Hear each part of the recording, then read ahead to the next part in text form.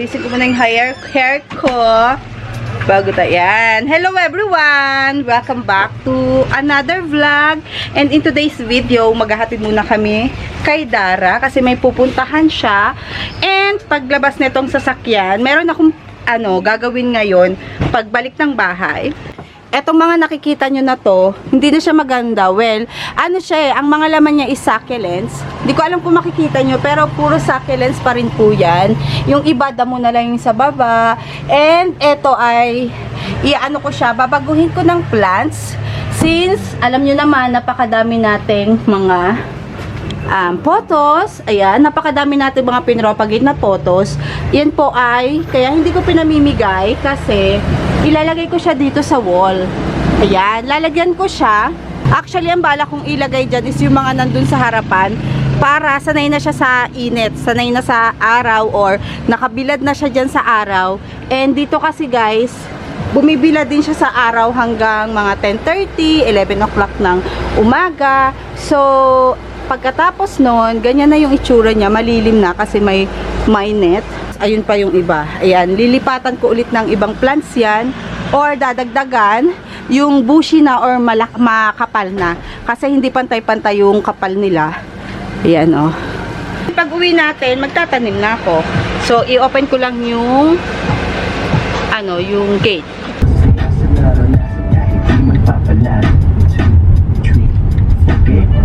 Sige po.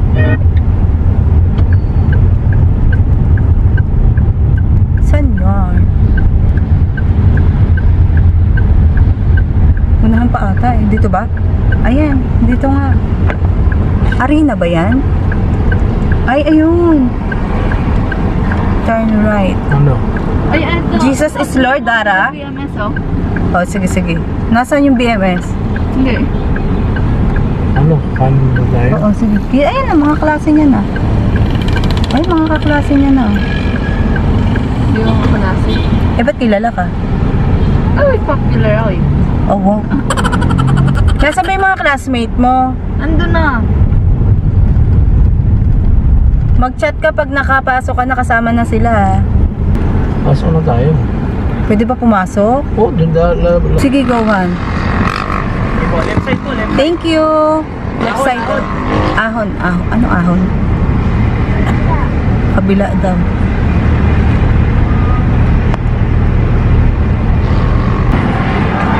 Okay na. Ayan o. Buwan ako. Kuya, saan po yung yung entrance nila, yung papasok? Dito po. Oh, ayan, pasok ka na. Hindi po Hindi, hindi pa siya. Thank you. Bye, ate. Nag-attend ng church si Ate Dara with her classmates. Inhatid lang namin. Kasi iba yata itong church na sinimbahan nila ngayon. 'Di ba dati sa Muson? Pupunta tayo sa Muson. Gusto niya yung dati. Oo, sa Muson dun. Pero ganyan ka, hindi ganyan kalaki yun, 'di ba? Siguro, anniversary kasi sa school. Anniversary yan? Umabot. Anniversary daw. Eh, anniversary din yun sa Muson nung nag-attend sila ng church. Pwede siguro pet doon sa loob. Ano? Dito pala yung prime water. May prime water pala dito. Pauwi na tayo, di ba? Madadaanan natin yung tupig. Bibili kami ng tupig, guys. Alam nyo ba yung tupig? Sa Pasig ko lang yun naalaman na yun pala yung tawag doon. Dahan-dahan. Para baka meron dito. Ang ganda pa naman mag-park dito banda kasi maluwag yung kalsada. Ano? Ay, cute daw ito. Cute daw ito. Hello. Hi, doggy daw. Hi, doggy.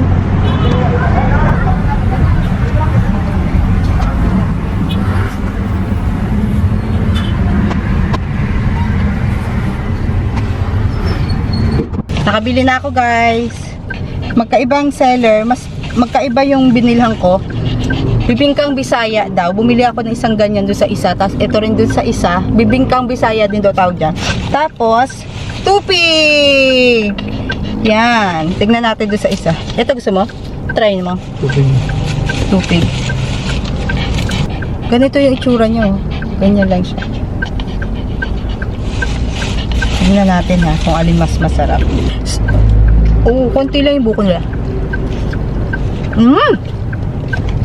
Sarap. Teka lang, mamaya mo, ang ham. Kusap pa. Kaya lang yung tubig yata, wala. Tikman ko lang to isa. Oo ka dun. Ha? Oo ka dun. Okay lang yan. Ang dami kong biniling mineral water, hindi ko alam bakit wala na. Pinapal. Ito naman isa. Dito sa tapat. Tikman ko lang, wait lang. Mas mura dito.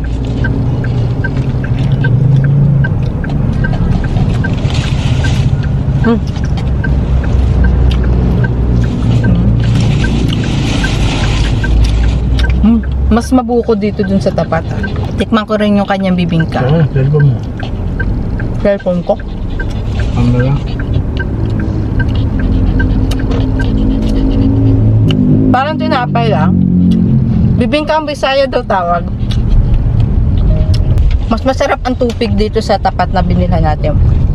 Tapos, bet ko yung bibingkang Bisaya dun sa kabila. Nag-review. Pero alam nyo guys, mas bet ko dun sa ano, kung nakakadaan kayo ng Pasig na may, Pure Gold San Joaquin, ayun, Pasig, San Joaquin, dun sa may McDo, guys, ay ang sarap ng tupig nila. Maano siya, mabuko talaga. Yun nga lang, ang ayoko, dikit na dikit siya dito sa kanyang, balat. Sarap dito sa tapat ah. May kukunin lang akong plant sa Muson and then babalik na tayo sa bahay.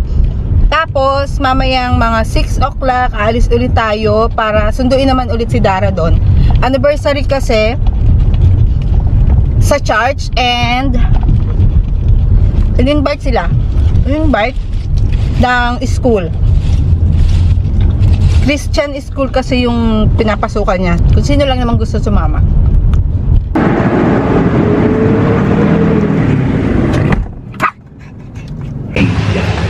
I'm home guys and natanggal na ng aking brother-in-law ang mga nakasampay dyan. Ayan. Magwawala na naman. And ang ilalagay natin dyan is itong mga pinropagate ko before na nasa labas ng bahay. Ganda nito. Ito, plano ko tong ilagay doon sa area na yon. Tapos yung mga konti lang yung space, tatanggalin ko. And then, ilalagay ko dito ngayon sa mga walang laman na halaman or magpapalit tayo ng potting mix. Ito talaga oh, ganda. Teka, ano naman to ni Cotton eh. Ayan, ang ganda niya guys, 'di ba? Oh. Ito mga to, nadidiligan lang siya sa ulan. Tingnan nyo naman, ang daming mga dahon-dahon. Hindi ko siya dinidiligan guys, or hindi ko siya, bihira ko siyang madiligan. So tingnan nyo naman yung itsura ng kanyang dahon. Maliliit kasi sanay siya sa araw. Tapos yung mga malalaki yung dahon ko, nandun sa kabila. Hindi naman sobrang laki, pero alam mo talaga na hindi siya naaarawan ng full sun. Ayan o. Yan yung mga itsura niyan. Pinropagate ko rin to. Ito pa yung mga pinropagate ko. At ilalagay ko siya sa... Saan ko ba ito ilalagay? Saan ba ito magandang ilagay? Basta, isipin na lang natin. Ito yung pinropagate ko na mga Paraiso Verde. Ayan. Unang dilig nila kahapon. Ay! Hala, tumao. Bakit? Hay naka. Ito yung dahilan kung bakit yung ating grass carpet natin ay tanggalin na. Kasi nga, pag tumataob, ibinabacuum ko, may natitira pa din. Ano ba yan? Buti hindi na basag yung ano. Ayaw niyang magpa-vlog. Kaya, na ano siya. Okay. Sasama ko lang kayo ng konti dito sa ating pagtatanim. And then, tingnan nyo yung ating mga succulents dito. Yan mga Mendoza, pagsasama-samahin ko lang. And ilalagay ko sa labas ng bahay. Kukuha ko ng malaking pot para dito. Doon sa pinaglagyan ng mga halaman na to, doon ko sila ilalagay. And eto, mga pots na to, either ilagay ko muna dito yung mga lupa. Pwede naman pala natin gamitin pa. Oo. Eh kaya lang wala na siyang nutrients eh. Ano na lang siya. Huwag na natin siya gamitin.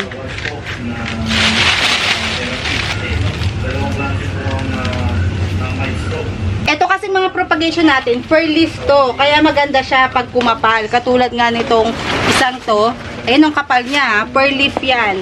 Tapos, yung iba, hindi nag-success, which is okay lang kasi may ganun talaga. Hindi nagsasuccess lahat ng pinopropagate natin. And pagsasama-samahin ko lang yung, pakakapalin ko na sila.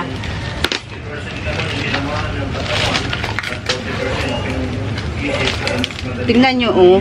Yung isang dahon niya, naging 4.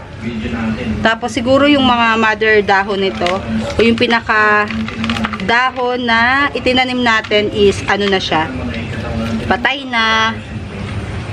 Ayan, oh. Ganyan lang, kasi madaling dumami. And pwede natin itong diligan agad-agad.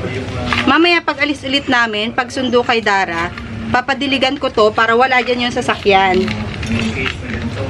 And, tingnan ko kung isasabit ko. Ay, isabit ko na rin pala muna bago kami umalis. Koto, huwag ka dyan. Ayan, o.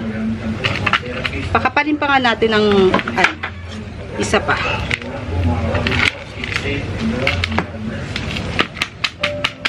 Yan, ganyan lang siya.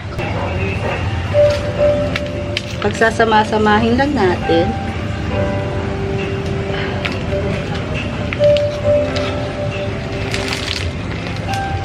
Etong mga malalaki na to, isasama ko na rin siya para makapal siya tingnan. And para yung space natin hindi magastos. Nilagyan ko lang ng coco peat yung potting mix nila. May pames pa din to.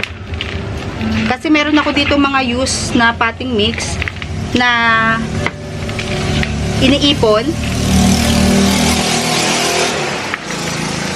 Tuyong-tuyo sila guys kasi yung ambon hindi siya enough para dun sa dilig ng ating mga halaman. So eto, masasama na siya sa dilig every time na magdidilig ako. Lanta siya ngayon, yes.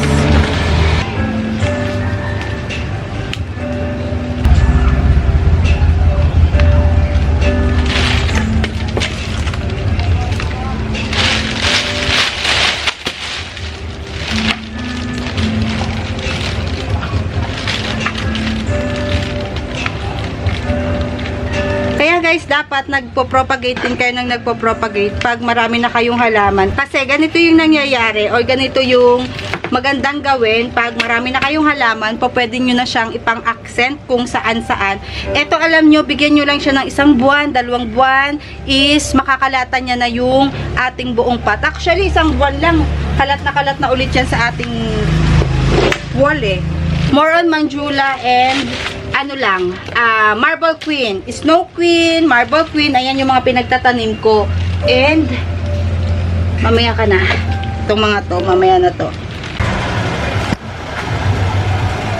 So, eto na guys, yung ilalagay natin. Manjula, Snow Queen halo na dyan, tsaka Marble Queen. Eto, Snow Queen yata to. And then, etong mga to ay mga Ulysses. Yung mga Japan cultivar, tignan nyo naman yung kalat ko dyan. And hindi pa ako tapos, kaya lang kailangan na nating sunduin si Dara. Ito, pag alis ng sasakyan, ipapahilera ko na to sa wall. Kasi, or kahit ako na mamaya pagdating, taalis na kami, kaka-chat lang ni Dara na tapos na daw yung charge niya. Si Habi na yung magdadrive kasi para medyo mabilis. Late na rin naman namin na nabasa yung chat ni Dara kasi nagtatanim nga ako.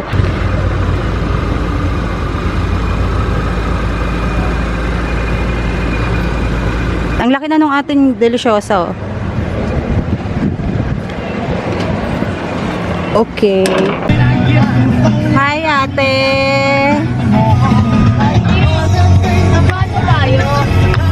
Sabano? Huwag na.